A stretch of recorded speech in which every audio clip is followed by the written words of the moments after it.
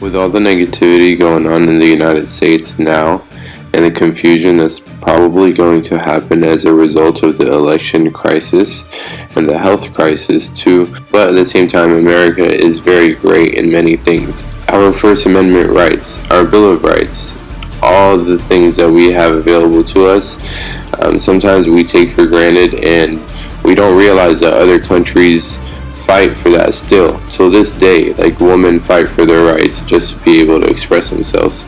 So we do have a lot of things in the United States that is a blessing and that we should not take for granted.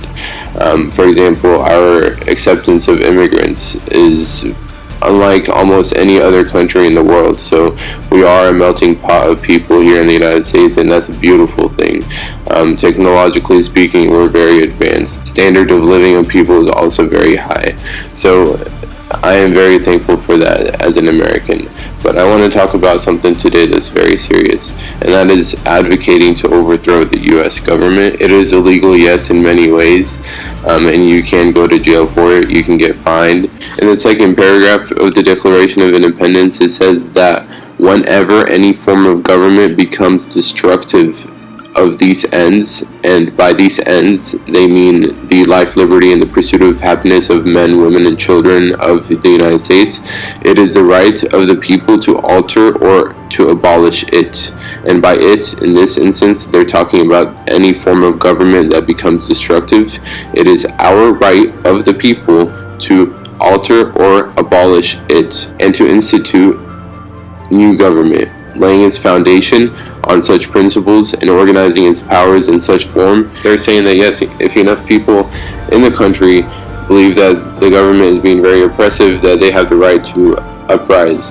Now what happens when the government in charge, though, now is still very powerful? America is a very powerful country, militarily speaking, technologically speaking. In many ways we are leaders in this world. So that government obviously does not want to let go. That government does not want to change. That government, yes, it wants to please its people and change slowly or adapt just whenever it needs to, but it does not want to be replaced by another government completely. So it's going to put up a fight. So now the question truly is, what happens when a lot of people feel like they're being oppressed by this government and that this government doesn't change, or that more and more fraud or corruption comes out from that government? That is a very interesting thing to ponder upon. Hopefully it does not lead to a lot of violence and chaos. I think that's where it's gonna head, but we do need to come together and find a solution, because at the end of the day we are still one country. Right, left, does not matter who you are. Democrat, Republican, conservative, liberal, you're an American. You share these 50 states with one another.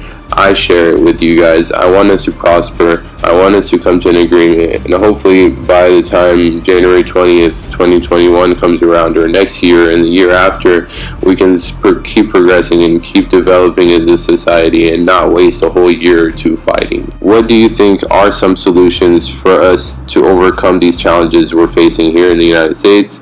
And do you even think that there is a way for us to come to an agreement? If not, let me know why not.